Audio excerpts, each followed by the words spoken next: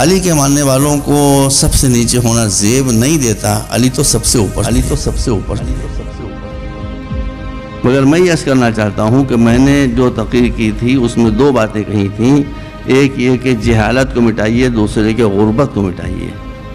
غربت کے مٹانے سے بھی، غربت سے بھی بہت سے مسئلے پیدا ہوتے ہیں۔ لکھنؤ اور اس کے قرب و جوار میں بڑے بڑے راجا، مہاراجا، نواب سب شیعہ تھے۔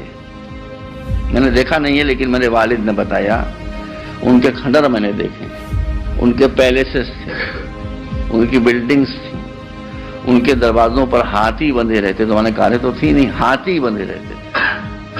ان کی اپنی چھوٹی موٹی آرمی ہوا کرتی تھی، مصاحبین ہوتے تھے۔ ان کو یہ غرور ہو گیا کہ ہم تو راجا ہیں، ہم تو نواب ہیں، ہمارے بچوں کو پڑھنے کی کیا ضرورت ہے، کیا کریں گے پڑھا کے، کیا کریں گے اسکول بھیج کے، کیا کریں گے یونیورسٹی بھیج کے، یہ دولت، یہ خزانے، یہ بلڈنگز، یہ پیلیسز، یہ لشکر سب ہمارا موجود ہے۔ جب ہندوستان آزاد ہوا 51 میں، میں نے اپنی آنکھوں سے دیکھا ہے حضور، آپ کو بتا رہا ہوں، جن کے باپ اور دادا نواب اور راجا اور ڈیزائنرز اور یہ اور وہ سب تھے، ان کے بچے فقیر کی طرح سے بھیک مانگتے، مجھے اپنی آنکھوں سے دکھائی دی کہ اللہ کے نام پر ہمارا پیٹ بھر دو۔ مولا کی بات سچ ہو گئی نا کہ علم نہیں ہے تو جو ہے سب چلا جائے گا، سب چلا جائے گا، قصہ ختم ہو گیا۔ یہ بھی آپ یاد رکھیے کہ جہاں علم ہوگا وہاں کرپشن نہیں ہوگا۔ یہ میں آپ کو لکھ کے دیتا ہوں، جہاں واقعی نالج ہوگی وہاں کرپشن نہیں ہوگا۔ کسی فارمر پریزیڈنٹ کو آج بھی ہندوستان میں وہ رسپیکٹ نہیں ملتی ہے جو عبدالکلام کو ملتی ہے۔ ہندو اس کی عزت کرتے ہیں، مسلمان اس کی عزت کرتے ہیں، شیعہ اس کی عزت کرتے ہیں، کیوں؟ جہاں کیریکٹر ہوگا اس کی عزت تو ضرور ہوگی۔ تو اب دیکھیے، علم تھا نا اس کے پاس، غریب تھا، فقیر تھا، بدصورت تھا، بشکل تھا، خاندانی بیک گراؤنڈ کچھ نہیں تھی، پیسہ نہیں تھا، ایک نالج تھی، تو مولا کا قول آ گیا، یہ گھبراؤ نہیں، پیسہ تمہارے پاس آ جائے گا، دولت تمہارے پاس آ جائے گی، حکومت تمہارے پاس آ گئی۔ 1500 برس پہلے جو کہا گیا تھا وہ آج ہماری نظروں کے سامنے آ گیا۔ یہ آپ اللہ کے بچے بیٹا یاد رکھو کہ اگر علم کو پکڑ لیا تم نے، نالج کو، سب تمہارے پاس خود بخود ہے۔ دیکھیے، ہمارے رسول نے فرمایا ہے کہ عقل مندی کی بات کہیں سے بھی ملے لے لو، ہندو کے منہ سے ملے لے لو، یہودی کے منہ سے ملے لے لو، کسی کے منہ سے ملے لے لو، آپ کے لیے بھی اس کے علاوہ کوئی چارہ نہیں ہے۔ قومیں بلڈنگوں سے نہیں بنتی ہیں، قومیں ایجوکیشن سے بنتی ہیں، قومیں تعلیم سے بنتی ہیں، قومیں شکشا سے بنتی ہیں۔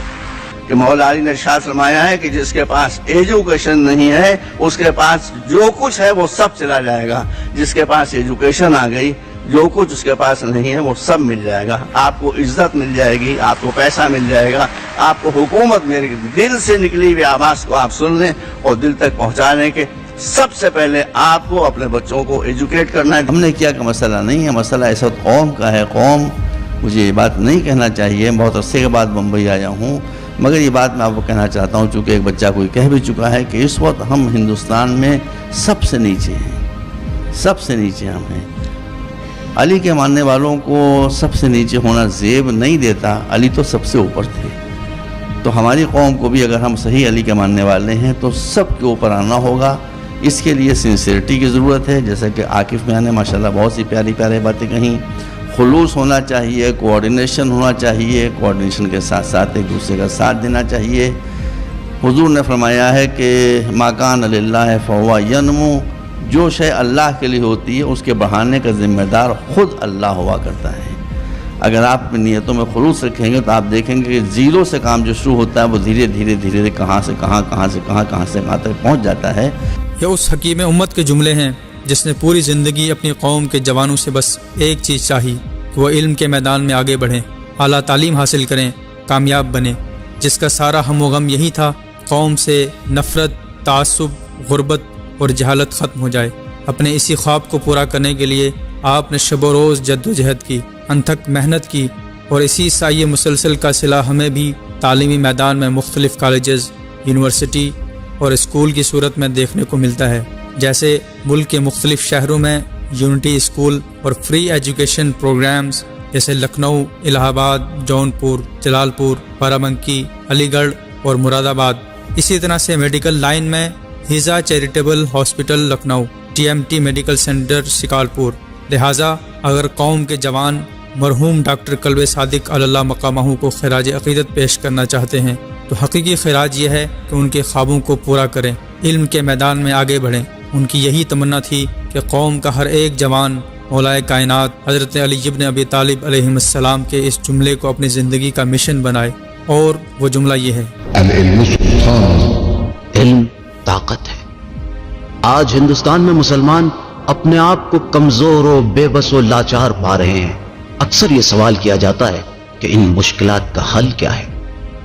امام علی علیہ السلام اس مشکل کا ایک حل علم حاصل کرنے میں بیان کر رہے ہیں۔ اس کے بعد آپ علیہ السلام ارشاد فرماتے ہیں: من وجده صال ومن لم يجده سيل عليه، جس کے پاس علم ہے وہ دوسروں پر حاوی ہوتا ہے، اور جس کے پاس علم نہ ہو تو دوسرے اس پر حاوی ہو جاتے ہیں۔ اگر عزت و اقتدار حاصل کرنا ہے تو علم حاصل کرنا ہوگا، تعلیم کے میدان میں سب سے آگے بڑھنا ہوگا۔ علی کا چاہنے والا وہ ہوتا ہے جس کی نگاہ اعلیٰ مقصد پر ہوتی ہے، جو بلند ہمت و ارادے کے ساتھ تعلیم کے میدان میں سب سے آگے بڑھنا چاہتا ہے، کیونکہ اگر علم کے میدان میں پیچھے رہ گئے تو دوسرے قدرت مند افراد تم پر حاوی ہو جائیں۔ جب تک علم سے تمہارا دامن خالی رہے گا اس وقت تک تمہارے حالات بھی نہیں بدلیں گے۔ لہٰذا اٹھو اور علم کے نور سے اپنے وجود کو منور کرو، علم کی شمع سے معاشرے کا اندھیرا مٹاؤ، علم کی تیغ سے جہالت و گمراہی کا سر قلم کرو، علم کے ذریعے سے اپنی کھوئی ہوئی عزت اور وقار کو دوبارہ حاصل کرو۔ ہر ایک پہلے تو خود علم حاصل کرے، اس کے بعد دوسرے کو علم کی دولت سے مالا مال کرے، کیونکہ العلم سلطان، العلم سلطان۔ یہ اس دین کو ماننے والے لوگ ہیں جس دین کی ابتدا ہی پڑھنے کے حکم سے شروع ہوئی ہے۔